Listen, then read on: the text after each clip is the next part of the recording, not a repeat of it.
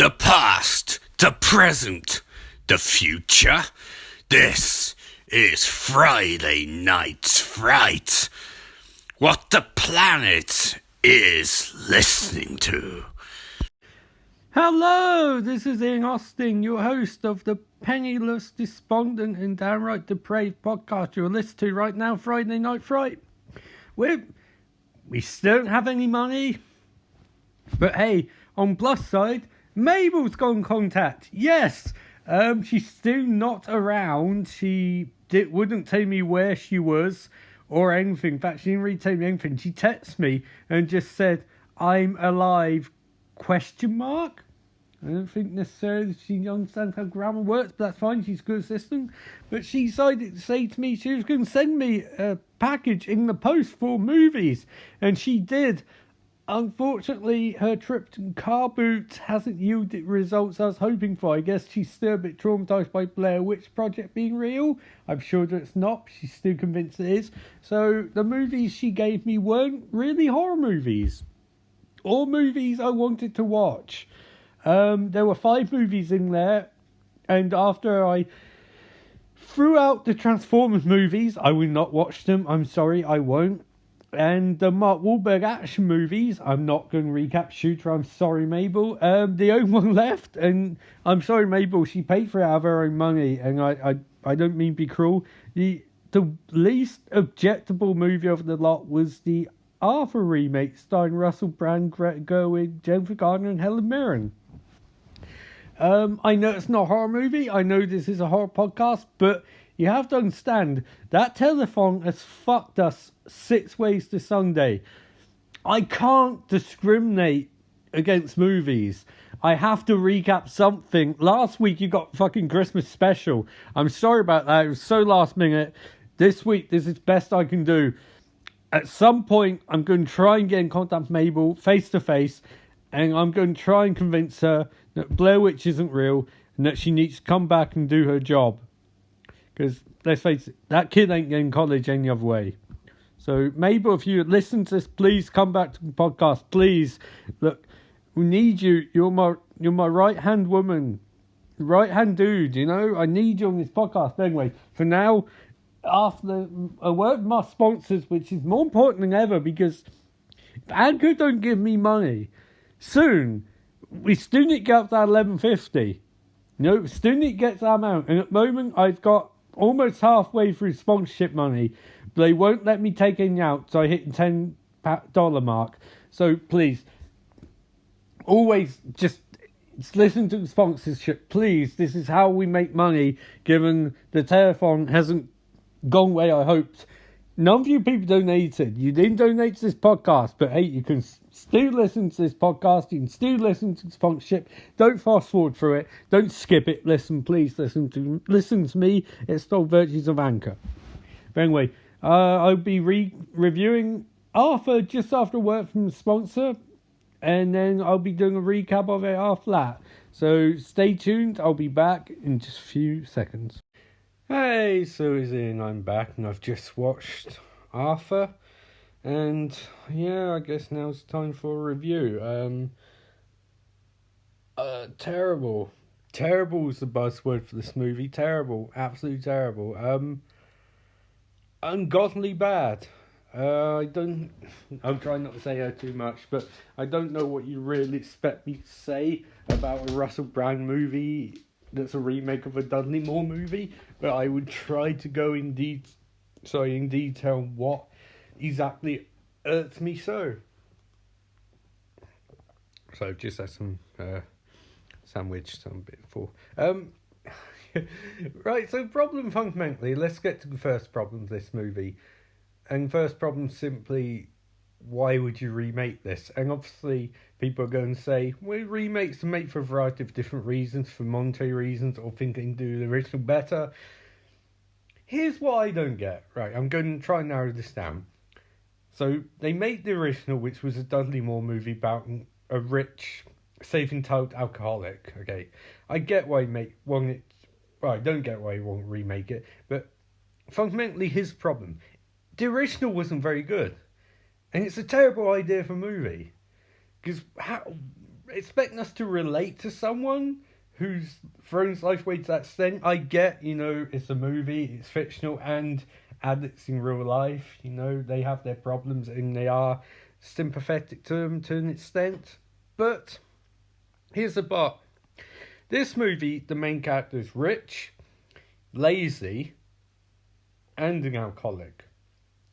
See, the alcoholic part, that's sad. That, despite the fact that it's a comedy, not meant dwelling it, that's sad. That I get that. But he's also lazy and self-entitled. Those aren't rooted to alcoholism in the original or the remake. We're meant to feel sympathy for this guy, I think, but it doesn't come across. And it didn't come across when Dudley Moore was playing the character. And Dudley Moore is a tremendous comic talent. Really, really good comic talent. If he couldn't pull it off, how the fuck do they expect Russell Brand to pull it off?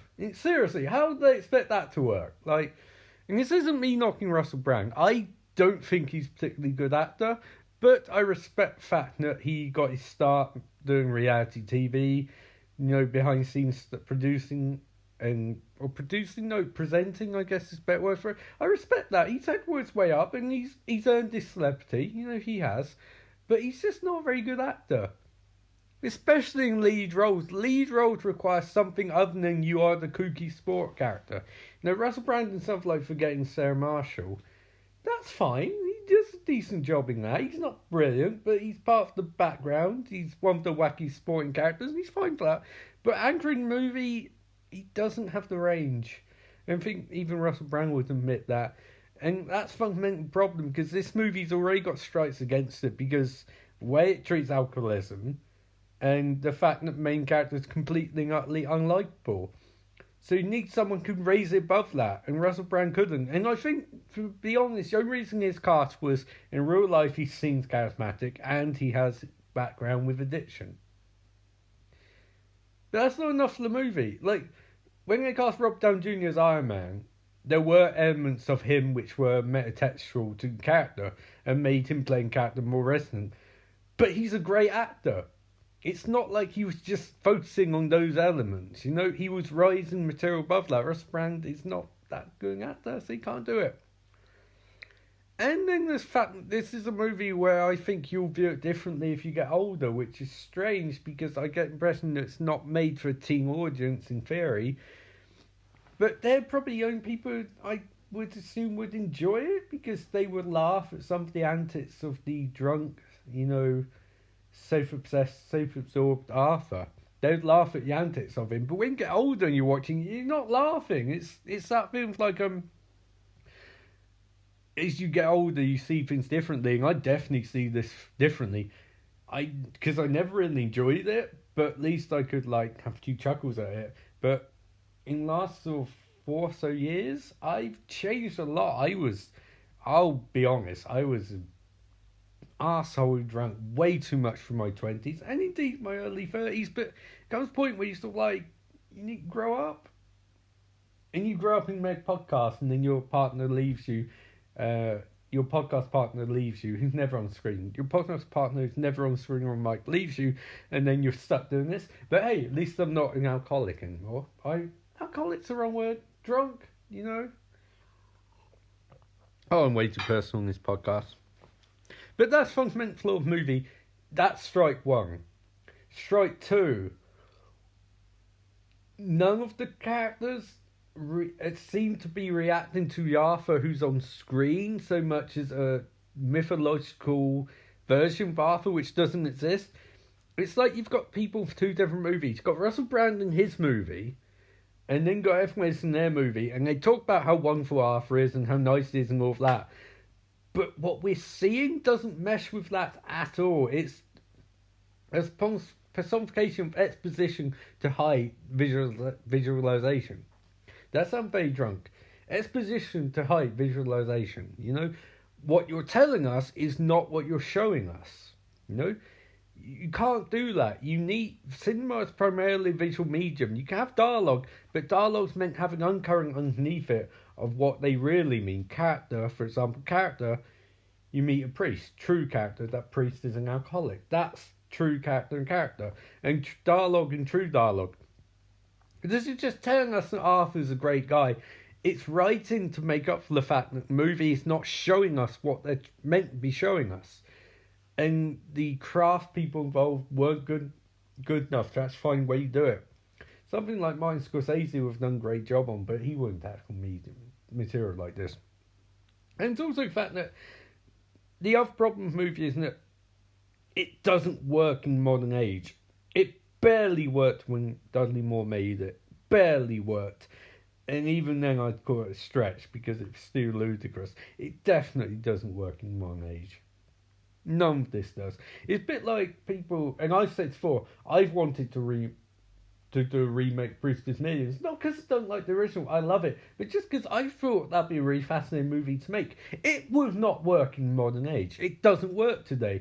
It would essentially become science fiction like this, or fantasy, where these characters exist in a way which doesn't make any sense. Like, for example, Greta Gerwig's character is a tour guide, the illegal tour guide, who somehow is never arrested. You know, despite the fact that she walks in Grand Central. We're meant to think it's nice and whimsical, but the problem is this isn't a Wes Anderson movie where they're in a nice and whimsical place. It's kind of half-half.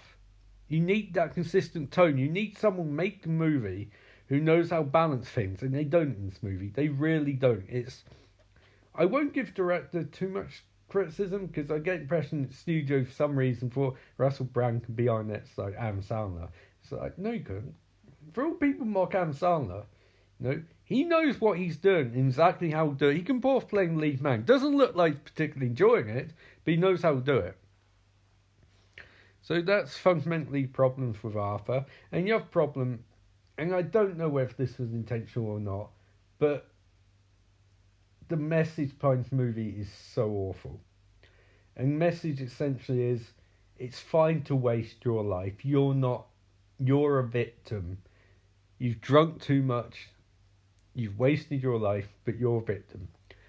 And goes back to what I was saying earlier. It doesn't work because Arthur is lazy and he's self-obsessed. So it doesn't work. Those character traits are there, regardless of the alcoholism. He's made nothing of his life at all. And he blames other people for his lot. That really hurts me. Because there's lots of people in public and in society who descend into alcoholism because of tragedy, because of suffering, because of losing their jobs. Or because they have an inherent predilection to it. We don't get that in Arthur. He just seems to find it fun and drink because it's fun and throw his life away. But then we're meant to think everyone's being cruel to him. His mum's being cruel to him because she's saying, either stop embarrassing me or I'll cut you off and marry this woman or I'll cut you off from my trust fund. Okay, the marry woman part is bad, but rest of it, she's saying, Arthur, I want you to make something of yourself. And if you're going to keep doing this and inflicting suffering and pain on my business, I'll cut you off and you can finally figure out your way. And mood paints is a bad thing, but in alcoholism, there needs to be a period of rock bottom. You can't keep bailing out. And especially the fact that we're meant to think, but Arthur shouldn't be away from that money. So he hasn't earned any of that money. He has no right to it. He has no claim to that money except what the board offer him. It's a trust fund. You should make something for your own life. Earn shit. Which is message the movie partly asserts, but at the same time doesn't, because, he's such a piece of shit. He's such an awful character. And the movie finally at the end gets to that, and I'll go over that in a spoilery recap in a second, but it's just so unpleasant to watch, and it's so bad, and it's so boring, and it's so unfunny, and it's so unpleasant. And someone who has tackled, not the same extent, but I struggled for a while, I growing up and all of that. But eventually you have to, and you have to think, I need to make it on my own as much as possible. Accepting help from people isn't a bad thing, but making your own way is good. Like Greta Gerwig's character says in the movie, I want to earn things, I just don't want them to be given to me. And it's just such a mess of a movie. It's not funny. The original wasn't funny either, but this is really not funny. And I think primarily it's because society's changed so much in 30 years where drunk people doing silly things isn't funny anymore. It's not funny, you know, it's just sad. Especially when you get to a certain point, it's just sad. Yeah, so there's my review of Arthur. I know it's not a horror movie, although it was horrifying to watch. I would probably give this 2 out of 5. And yeah, hopefully Mabel will send through a Blu-ray DVD package next week. Hopefully this movie and the recap and the review and recap and Spider-Man 1 Fiesta, hopefully it'll get us to break even for podcast money so I can at least buy some fucking decent movies again. But what can you do? I will do the recap shortly, but here's the review. So I hope you enjoyed it, and I'll be back after halftime handball. So stay tuned.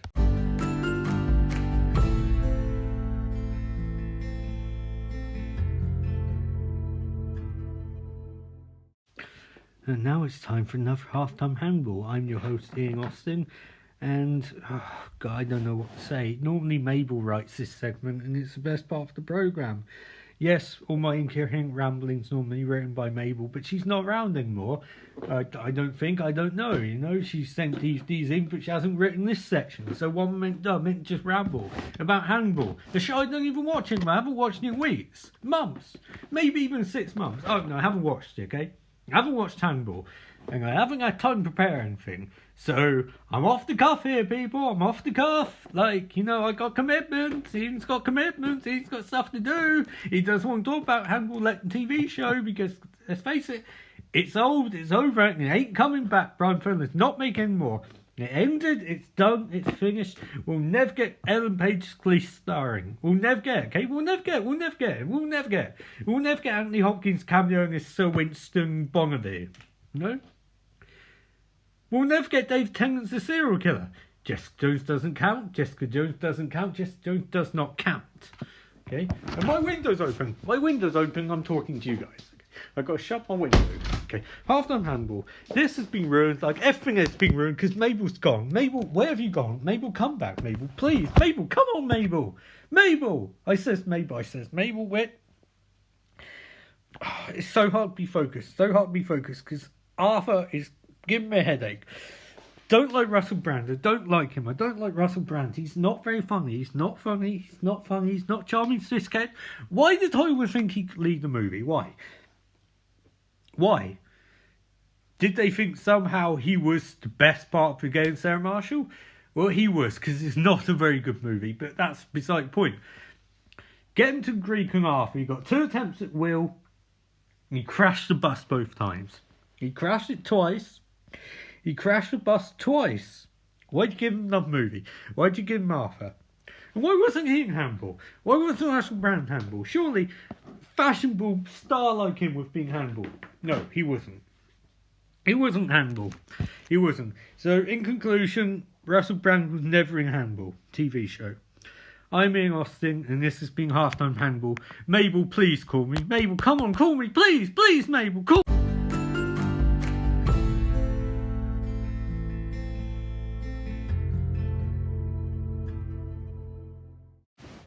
Sorry about that. Halftime handball was your requisite nervous breakdown, which seems to happen more and more frequently for this podcast. But hey, let's discuss the movie Arthur and let's do a recap of it.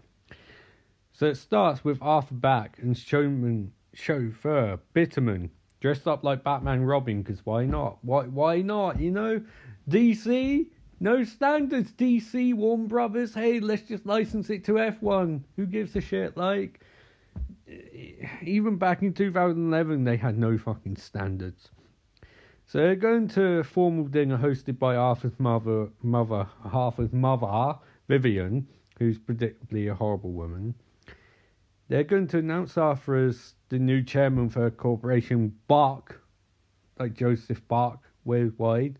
But they crash the car because they drive the Batmobile into a statue, a bull statue, which has testicles, which go near Russell Brand's face, and he improvises a delightfully hilarious scene where he's like, I don't want to touch the testicles, no balls in my face, no. And it's funny.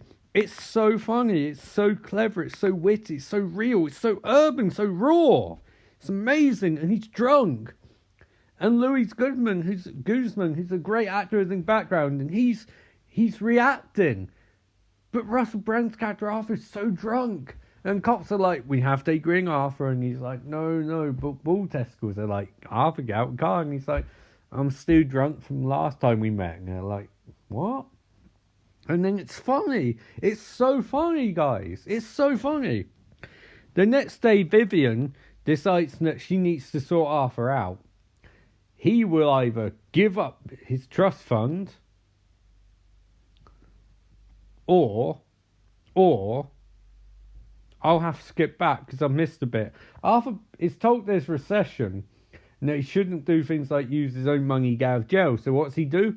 He gives everyone money. He takes $78,000 from an ATM and gives everyone money and lets everyone out of jail. Despite the fact there's a limit on ATMs per day of like $250. So unless he has like dozens of fucking credit cards, maybe even hundreds, he's not going to take that much money out. So it's stupid. Like, it's dumb. They don't make any sense. So back to the next day, Vivian's like, Arthur, sort it out, mate. Sort it out. Councillors are leaving. Money's going down drain. Stockholders angry. Sort it out. Marry Jennifer Garner or you ain't getting no fucking money. And Arthur's like, please. And it's like, no. You can walk away and make your own life, or you can marry her and you'll get $950 million. And Arthur's like, I want it. And she's like, Vivian's like, Arthur, I'm trying to give you a life lesson. You can walk away and earn your own money, and if you get in trouble, I'll support you. Or you can take this money and marry a complete stranger. And so I'll do it. And Vivian's like, okay. He's so angry. She's so angry. So Arthur reluctantly agrees and eventually asks Susan's father, the Honourable Mr. Johnson, Big Johnson, for permission to marry. Mr. Johnson says fine after he almost murders Arthur with a table saw and warns him not to embarrass Susan. See, this guy knows what's going on. This guy knows that his daughter is about to marry a fuck up. He tries murdering Guy before he can ask daughter to marry him. He doesn't quite succeed. Anyway, we cut from there to Arthur, who we discover has met a lovely woman named Naomi, a legal tour guide who he's trapped to because she's free-spirited. And a little bit kooky. But not too kooky. Not too kooky, people. Not too kooky. She's just kooky enough to be a Hollywood movie. And she's played by Greta Gerwig, who, breaking character time, is actually an amazing director and writer and actress. So I'm glad this was kind of a break for her, but I'm glad she didn't go down this path, because this is trash. And if you haven't seen Lady Bird yet, go see Lady Bird. It's so powerful and raw and really, really, really, really, really, really, really, really, really good. And painful to watch, but good. Anyway, Arthur starts pissed about his wedding while he's sneaking around on dates with Naomi, which fucked up. Arthur's nanny, Helen Mirren, who fucking hates all of Arthur's catches, the females he's with, and jokes about him having venereal diseases, and threatens to burn articles of clothing and also deletes photos off their phone. She's pretty awesome, actually. Anyway, she gets to know Naomi, and they get on. After a while, they don't get on, then they get on, because it's magical. Naomi reveals that she wants to write kids' books about Statue of Liberty, and Arthur's like, cool. And then he tries to find a job, but he can't, because he wants to keep seeing Naomi and not need the inheritance, but no avail.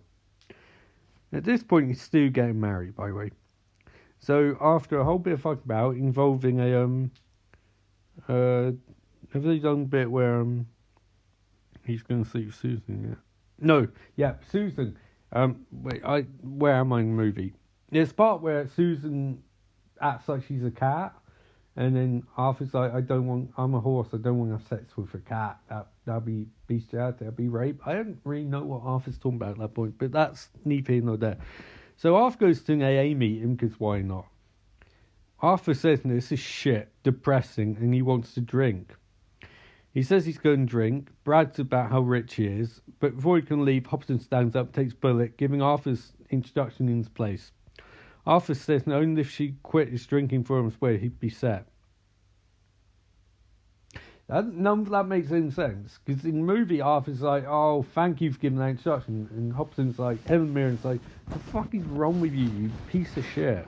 You know, in my version of the movie, she'd say that, she'd be like, you piece of shit, Arthur, you fucking loser, Arthur. So Arthur goes to see Naomi and reveals that he's engaged to a woman who's a crazy cat lady. Naomi says he should leave, as you do. Next morning, Arthur's drunk because he's in the bathtub. He's had a party, he's got drunk and he's in the bathtub. He asks Hobson to Helen Mirren come, but Louis Guzman comes instead and says Helen Mirren has a headache. Arthur goes to see Helen Mirren. She's like, fuck off, let me watch my bears. She's watching bears on TV. Hobson goes to see Naomi later. This is so shit. Goes to see Naomi later on and says, please give Arthur another chance, but she can't actually provide reason why. And they both talk about how much of a twat Arthur is. Apparently Nick Nolte's in this movie. I didn't know that. I didn't remember seeing. Oh, he played father. What a shit role. Helen Mirren falls unwell and is sent to a hospital. Naomi asks Arthur to tell him what happened. He comes to hospital, meets Naomi, and is about to make up with her, but Susan arrives and tells Naomi that Arthur's brought a company and is handling publication of a book. Wait, what the fuck? Okay. Upset, Naomi storms off. Helen Mirren comes home and Arthur takes care of her. Two begin to get along better. I didn't realise they weren't getting along. However, a few days later, Helen Mirren dies in her sleep. Oh shit. That's good to fuck Fast and Furious franchise up. And Arthur reverts alcoholism, numb pain for death, as he's lost Naomi and he's married to Susan. No, he's not married to Susan yet. I don't think he is anyway. At wedding, Arthur gets drunk and finds Helen Mirren's last letter to him, in which she advises him to follow his heart and stop making Hollywood movies. Arthur says, yes, no, I won't get married. Susan's father can be belligerent and begin punching him, which makes Vivian realise that the ambition of conniving Susan is only after a company. No shit!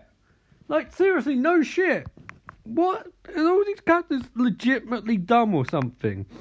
You literally set up this entire arrangement so that she could run company. Now you don't want her to run company? You stupid woman. Like, you told your son to marry her when they never showed any indication they ever got along, and now you're upset? Oh my god.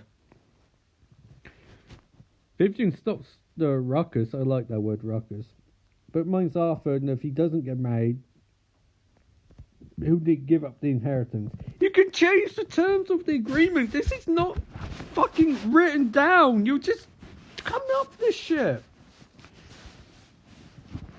Arthur strips me naked to emphasise he wants no kind of dependence on his mother's money. Instead, he's doing this in front of kids. He don't fucking register at this point. So he runs to Naomi's apartment where he tells her he just lost his mum. And she says, oh, but he never elaborate. You're assuming he means Helen Mirren, but it's pretty fucked up given this Helen Mirren's not one pays the fucking bills for 30 years, you know? It's so shit. Naomi, still upset with him, says she can't replace Helen Mirren and views them prospect if they're getting back together. Good woman. I wish movie had ended right there, but of course hasn't. Apparently we jump forward in time as Arthur's now sober.